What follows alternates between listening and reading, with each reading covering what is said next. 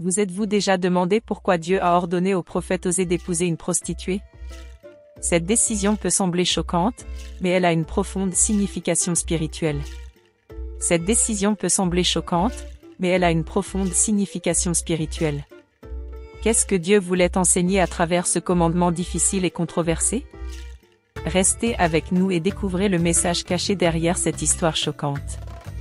L'Éternel dit à Osée: B. Prends pour femme une prostituée, et aie des enfants de prostitution. Car la nation se prostitue sans cesse et se détourne de l'Éternel. Osée 1.2. Osée, un homme ordinaire, vivait tranquillement en Israël il y a plus de 2700 ans. Il n'était ni célèbre ni riche, il n'était qu'un parmi d'autres. Mais Dieu avait des projets spéciaux pour lui. Un jour, à l'improviste, Dieu lui est apparu et lui a dit: Osée, je veux que tu épouses une prostituée. Pouvez-vous imaginer l'impact? Osée a probablement pensé qu'il était devenu fou. Après tout, Dieu n'était-il pas le Dieu de la sainteté? Comment pouvait-il demander une telle chose? Mais ce n'était pas une hallucination. C'était un véritable appel. Une demande qui allait changer sa vie pour toujours. La loi de Moïse interdisait expressément aux prêtres d'épouser des prostituées. Et bien qu'Osée ne soit pas un prêtre, en tant que prophète, on attendait de lui qu'il maintienne des normes morales élevées. De plus, l'ordre donné par Dieu à Osée n'était pas seulement inhabituel, mais aussi choquant et déconcertant pour lui et pour le peuple auquel il prophétisait. Dieu ne s'est pas arrêté là. Il voulait qu'Osée ne se contente pas de l'épouser, mais qu'il ait des enfants avec elle. Des enfants qui porteraient le stigmate d'être les enfants d'une prostituée. Cette demande allait à l'encontre de tout ce qui était considéré comme juste et moral à l'époque, malheureusement, encore aujourd'hui. Mais pourquoi Dieu aurait-il fait une demande aussi étrange? Il avait un plan plus vaste. Il voulait utiliser la vie d'Osée comme un message vivant pour le peuple d'Israël. Le mariage d'Osée avec Gomé devait symboliser la relation de Dieu avec Israël. Tout comme Gomé avait été infidèle à Osée, Israël avait également été infidèle à Dieu. Cette histoire donne à réfléchir. Parfois, Dieu nous demande de faire des choses qui semblent n'avoir aucun sens et qui vont à l'encontre de ce que nous pensons être juste. Sommes-nous prêts à obéir, même si nous ne comprenons pas tout? Osée l'était. Et son obéissance deviendra l'une des histoires les plus puissantes de la Bible. Pour bien comprendre l'histoire d'Osée, nous devons savoir ce qui se passait en Israël à l'époque. C'était une époque complexe, pleine de contrastes et de contradictions. Le pays était divisé en deux royaumes, Israël au nord et Juda au sud. Osée était un prophète du royaume du nord, également connu sous le nom d'Israël. Le peuple vivait une période de prospérité économique. L'argent coulait à flot et le commerce était florissant. Mais une chose habituelle se produisait: lorsque l'argent est abondant, il arrive que le peuple oublie Dieu. Et c'est précisément ce qui s'est passé. Les gens ont commencé à adorer d'autres dieux, principalement Baal, le dieu de la fertilité des peuples voisins. Ils croyaient que c'était lui qui apportait les bonnes récoltes et qui faisait pleuvoir. Imaginez le peuple que Dieu avait délivré de l'Égypte, qui avait vu la mer s'ouvrir et reçu les 10 commandements, en train d'adorer un morceau de bois ou de pierre. Mais ce n'est pas tout. La corruption était incontrôlable. Les dirigeants ne pensaient qu'à eux-mêmes. Les riches exploitent les pauvres. La justice était complètement faussée. C'était le chaos total. Le pire, c'est que les prêtres, qui étaient censés conduire le peuple vers Dieu, participaient eux aussi à cette fête. Ils mélangeaient l'adoration de Dieu avec des rituels païens, y compris la prostitution dans le temple. Dieu avait déjà envoyé d'autres prophètes pour avertir le peuple, comme Moïse et Isaïe. Mais le peuple ne les a pas écoutés. Ils ont continué à vivre comme d'habitude, croyant que tout allait bien. C'était comme s'ils étaient dans une fête sans fin, sans tenir compte des avertissements qui leur annonçaient que l'édifice était sur le point de s'effondrer. C'est dans ce contexte que Dieu a appelé Osée. C'est comme si Dieu disait: puisque tu ne m'écoutes pas, tu vas voir comment j'agis. Dieu ne joue pas un jeu. Il savait que si le peuple continuait sur cette voie, les choses iraient très mal. Les Assyriens, un peuple très violent, guettaient Israël, attendant le bon moment pour l'attaquer. Donc, quand on comprend tout cela, on voit que la mission d'Osée était urgente. Ce n'était pas n'importe quel message, c'était une question de vie ou de mort pour le peuple d'Israël. Dieu donnait une dernière chance au peuple de se repentir et de revenir à lui. Et il allait utiliser la vie d'Osée pour délivrer ce message.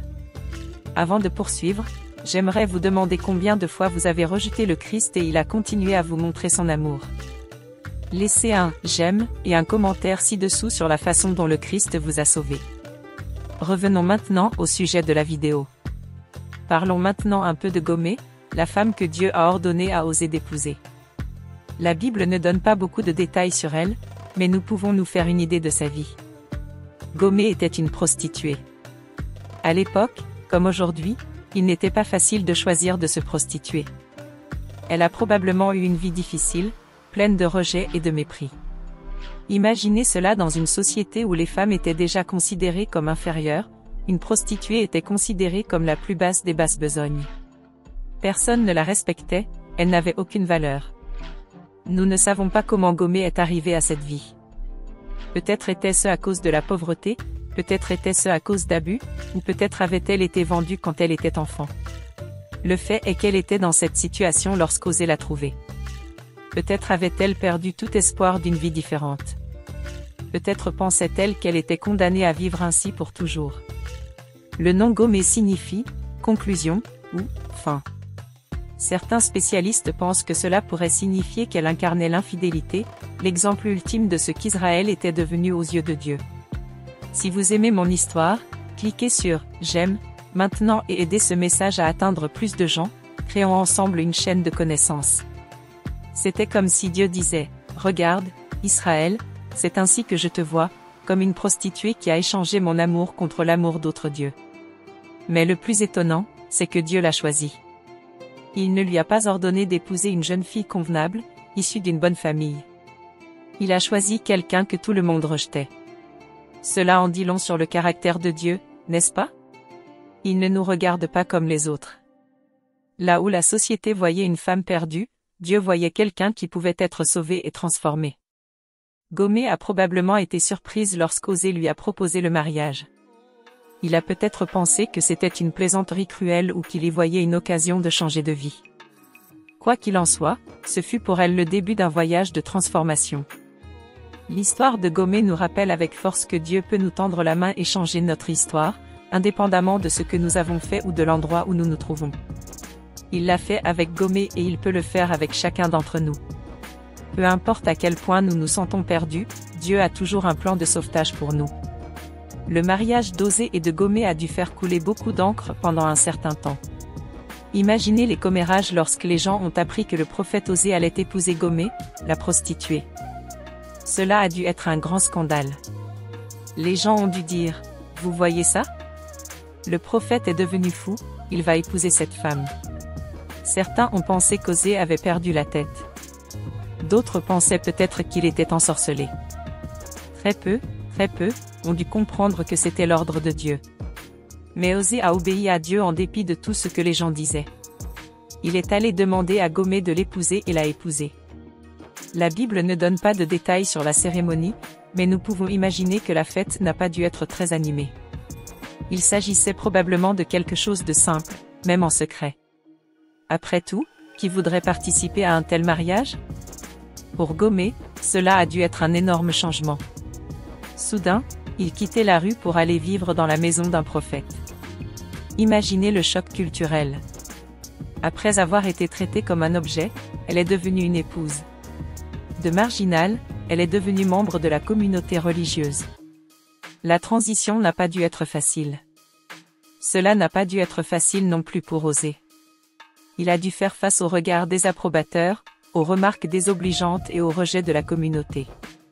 Peut-être même sa propre famille s'est-elle éloignée de lui. Mais il savait qu'il obéissait à Dieu, et cette conviction lui a donné la force de continuer. Ce mariage était un message vivant pour le peuple.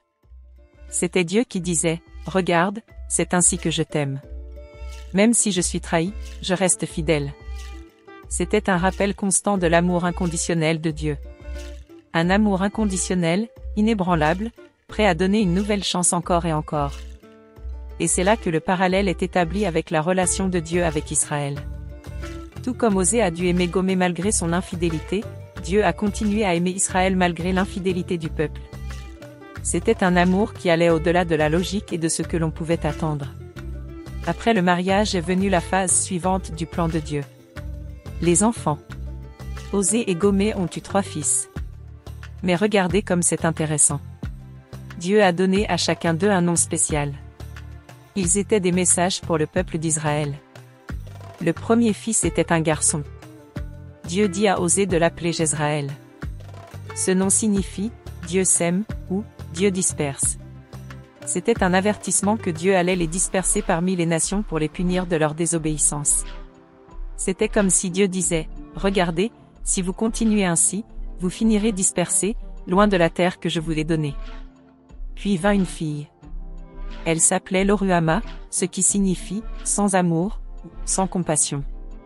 Dieu disait ainsi qu'il allait retirer sa compassion à Israël pendant un certain temps. Imaginez ceci. Chaque fois que quelqu'un appelait cette petite fille, cela lui rappelait que Dieu avait retiré sa compassion du peuple. Cela a dû être difficile pour elle de grandir avec ce nom. Finalement, un autre enfant est né. Elle s'appelait Lo-Ammi, ce qui signifie « pas mon peuple ». C'était comme si Dieu disait « Vous n'agissez pas comme mon peuple, alors je ne vous traiterai pas comme mon peuple ». Chaque fois que l'on appelait cet enfant, c'était un rappel douloureux pour le peuple d'Israël. Mais la situation s'est encore compliquée. La Bible laisse entendre que les 2e et 3e fils n'étaient peut-être pas ceux d'Osée. Ils étaient probablement le fruit de l'infidélité de Gomé. Imaginez la situation d'Osée. Non seulement il devait aimer une femme infidèle, mais il devait aussi élever des enfants qui n'étaient pas les siens. Tout cela faisait partie du message que Dieu voulait faire passer. Et savez-vous ce qui est le plus incroyable? Malgré tout, Osée a continué à aimer Gomé et les enfants. Il a fait l'expérience directe de ce que signifie aimer inconditionnellement, comme Dieu nous aime. Il montrait aux gens, à travers sa propre vie, ce qu'est l'amour de Dieu. Un amour qui n'abandonne pas, qui pardonne, qui est toujours prêt à donner une autre chance. Ses fils et leurs noms étaient un rappel constant pour le peuple d'Israël. C'est Dieu qui leur dit, « Regardez, si vous allez de ce côté, voici ce qui arrivera. Mais si vous revenez à moi, je peux changer le cours des événements. » C'était un avertissement, mais c'était aussi une promesse qu'il y avait encore de l'espoir pour le peuple s'il se repentait et revenait à Dieu. Nous arrivons maintenant à une partie très triste de l'histoire. Même après avoir épousé Osée et même après avoir eu des enfants avec lui, Gomé a continué à être infidèle. C'est vrai, vous avez bien entendu, elle est retournée à son ancienne vie de prostitution. La Bible ne donne pas beaucoup de détails, mais nous pouvons imaginer à quel point cela a dû être douloureux pour Osée. C'est comme s'il avait obéi à Dieu, l'avait épousé, lui avait donné un foyer, et qu'elle le trahissait malgré tout. C'était comme si tout l'amour et les soins qu'il lui avait donnés ne signifiaient rien pour elle. Et il ne s'agissait pas seulement d'une trahison cachée. À en croire les apparences, tout le monde était au courant. Nous imaginons les remarques désobligeantes. Vous voyez? Le prophète pensait la changer, mais prostituée un jour, prostituée toujours. Les gens ont probablement regardé Osée avec pitié et mépris. Certains ont pu penser qu'il le méritait pour avoir épousé une telle femme. Mais le pire, c'est que Gomé a non seulement trahi Osée, mais elle a même utilisé les choses qu'il lui avait données pour payer ses maîtresses. La Bible raconte qu'elle a dit « Je vais chercher mes amants, qui me donnent mon pain et mon eau, ma laine et mon lin, mon huile et ma boisson. » C'était comme si elle disait qu'elle préférait l'ancienne vie à la vie avec Osée. Imaginez ce qu'a dû ressentir Osée. Chaque fois qu'il voyait Gomé quitter la maison, il se demandait s'il reviendrait. Chaque fois qu'il entendait les murmures des voisins, il devait ressentir une douleur lancinante. Mais malgré cela, il l'aimait toujours. Il attendait toujours son retour. Il était toujours prêt à lui pardonner. Et c'est là que le parallèle est fait avec la relation de Dieu avec Israël. Tout comme Gomé a été infidèle à Osée, le peuple d'Israël a été infidèle à Dieu. Ils se prostituaient à d'autres dieux, croyant que ces faux dieux étaient ceux qui leur donnaient tout ce qu'ils avaient. Dieu utilisait la vie d'Osée pour montrer au peuple ce qu'il ressentait. C'était comme si Dieu disait, « Voilà comment vous me traitez. Je vous donne tout et vous m'échangez contre des dieux qui ne peuvent rien faire pour vous. » Mais l'histoire ne s'arrête pas là. Tout comme Osée a continué à aimer Gomé malgré tout, Dieu a continué à aimer Israël. Il a été blessé, oui, il a été déçu.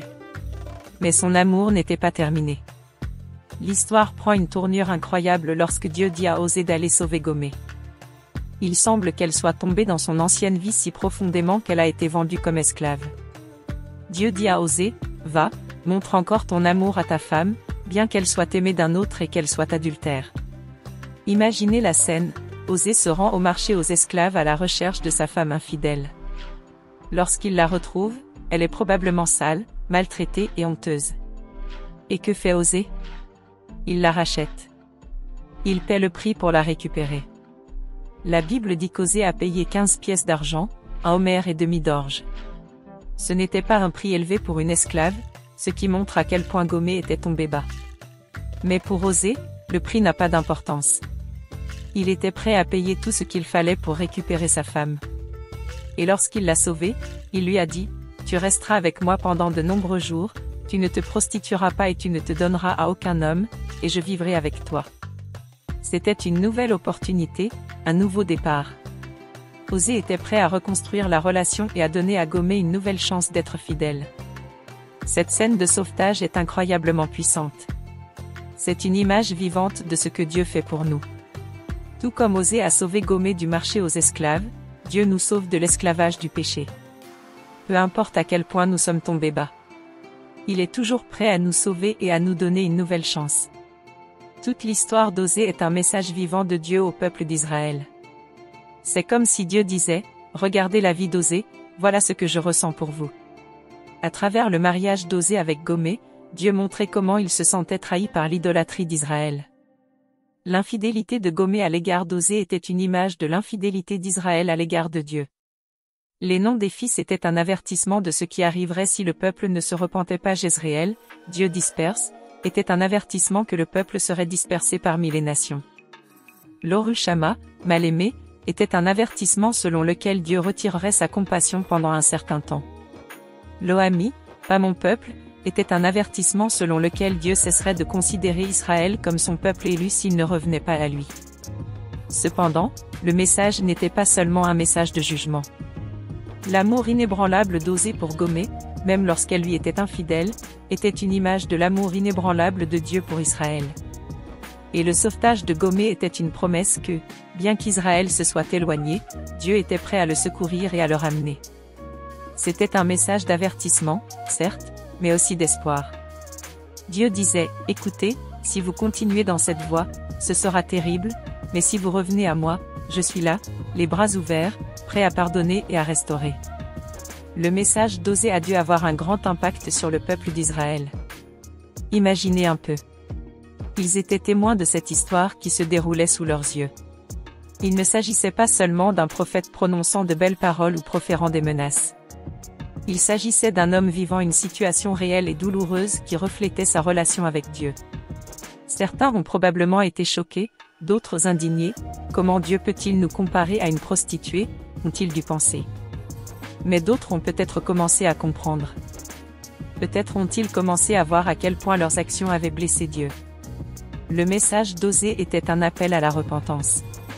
C'était Dieu qui disait, « Regarde, tu fais fausse route. Revenez à moi avant qu'il ne soit trop tard. » C'était un rappel que, tout comme Osée était prêt à pardonner à Gomé, Dieu était également prêt à pardonner à Israël. Mais c'était aussi un avertissement. Si le peuple ne se repentait pas, il y aurait des conséquences.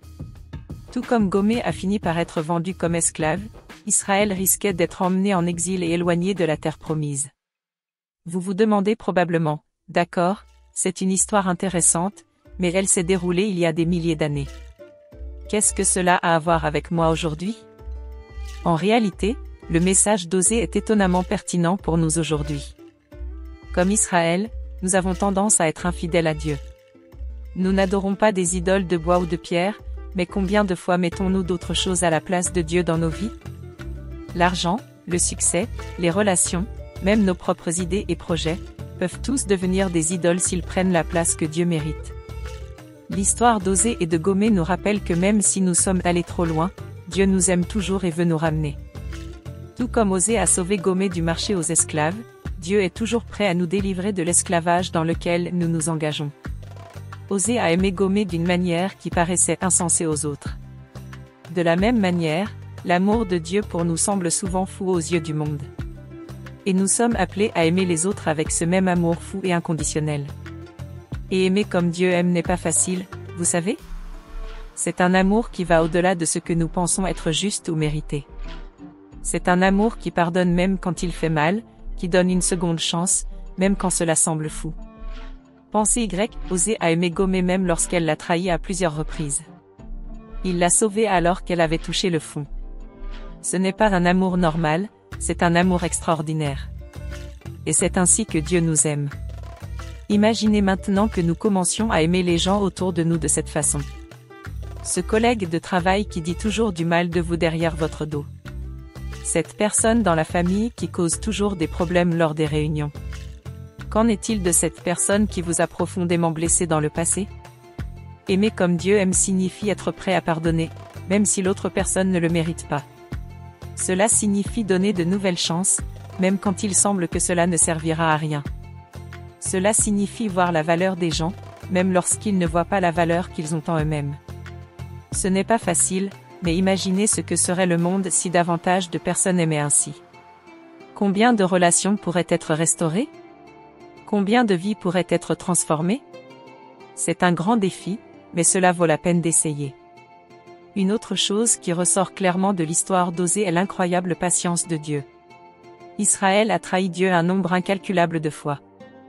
Ils ont rompu l'alliance, adoré d'autres dieux et ignoré les avertissements des prophètes. À la place de Dieu, beaucoup de gens auraient abandonné depuis longtemps. Mais Dieu ne l'a pas fait. Il a continué à envoyer des prophètes. Il a continué à offrir des opportunités. Il a continué à rappeler le peuple. L'histoire d'Osée est une autre preuve de cette patience. C'est comme si Dieu disait, « Écoute, je vais te montrer encore une fois combien je t'aime et combien je veux que tu reviennes à moi. » Cela nous apprend quelque chose d'important à propos de Dieu. Il ne nous abandonne pas facilement. Même lorsque nous échouons, même lorsque nous le décevons, il est toujours là, attendant patiemment que nous revenions. Bien sûr, cette patience n'est pas infinie. L'histoire d'Israël montre qu'il arrive un moment où Dieu laisse les conséquences de nos choix nous rattraper. Cependant, sa patience va bien au-delà de ce que nous pourrions attendre. Cela devrait nous donner de l'espoir. Peu importe à quel point nous nous sommes égarés. Peu importe le nombre de fois où nous avons échoué. Dieu est toujours là, les bras ouverts, attendant patiemment notre retour. L'une des scènes les plus fortes de l'histoire d'Osée est celle où il sauve Gomé du marché aux esclaves. Il a dû payer le prix pour la récupérer. Cela nous enseigne une leçon profonde sur l'amour de Dieu. Le véritable amour a toujours un prix. Pour Osée, c'est le prix qu'il a payé pour sauver Gomé, en plus de la honte et de la douleur qu'il a endurée pour son infidélité. Le prix de l'amour de Dieu pour nous est encore plus grand. La Bible nous dit que Dieu a tant aimé le monde qu'il a envoyé son Fils unique mourir à notre place. Jésus a payé le prix le plus élevé, sa propre vie, pour nous sauver. Tout comme Osée s'est rendu au marché aux esclaves pour sauver Gomé, Jésus est venu dans notre monde pour nous sauver du péché. Cela nous montre que l'amour de Dieu n'est pas un amour facile ou bon marché. C'est un amour qui a tout coûté. Et cela devrait nous inciter à apprécier encore plus cet amour. Cela devrait nous inciter à réfléchir avant d'échanger cet amour contre des choses sans valeur, comme l'a fait Israël en échangeant l'amour de Dieu contre des idoles sans valeur. Bien que la Bible ne nous dise pas comment l'histoire de Gomé s'est terminée, nous pouvons imaginer que l'amour persistant d'Osée a dû provoquer une transformation en lui. Il est difficile d'imaginer que quelqu'un puisse recevoir un amour aussi inconditionnel sans en être transformé. De la même manière, l'amour de Dieu a le pouvoir de nous transformer. Lorsque nous comprenons et expérimentons vraiment l'amour de Dieu, un amour qui nous accepte tels que nous sommes, mais qui nous invite aussi à devenir meilleurs, il nous change de l'intérieur. C'est comme si l'amour de Dieu faisait fondre les couches de protection que nous avons construites au fil des ans. Ces murs que nous érigeons pour nous protéger, ces masques que nous portons pour cacher notre véritable identité, l'amour de Dieu a le pouvoir de les faire tomber. Et le résultat, c'est que nous devenons plus proches de ce que Dieu a créé pour nous. Nous devenons plus aimants, plus compatissants et plus indulgents. Nous commençons à voir les autres et nous-mêmes à travers les yeux de Dieu. Cette transformation ne se produit pas du jour au lendemain. C'est un processus lent et douloureux, mais il est réel. et c'est l'une des preuves les plus puissantes de l'amour de Dieu dans nos vies. On ne peut s'empêcher de parler de l'incroyable courage d'Osée. Dieu lui a demandé de faire quelque chose qui allait à l'encontre de tout ce qui était considéré comme correct et respectable dans la société, épouser une prostituée, avoir des enfants avec elle et continuer à l'aimer même lorsqu'elle l'a trahi à plusieurs reprises. Cela a demandé un énorme courage. Osée a dû faire face à beaucoup d'opposition, il a probablement perdu des amis, a été victime de commérages et a peut-être même été exclu des cercles religieux. Pourtant, il a continué à obéir à Dieu, ce qui l'a fait passer pour un fou aux yeux des autres.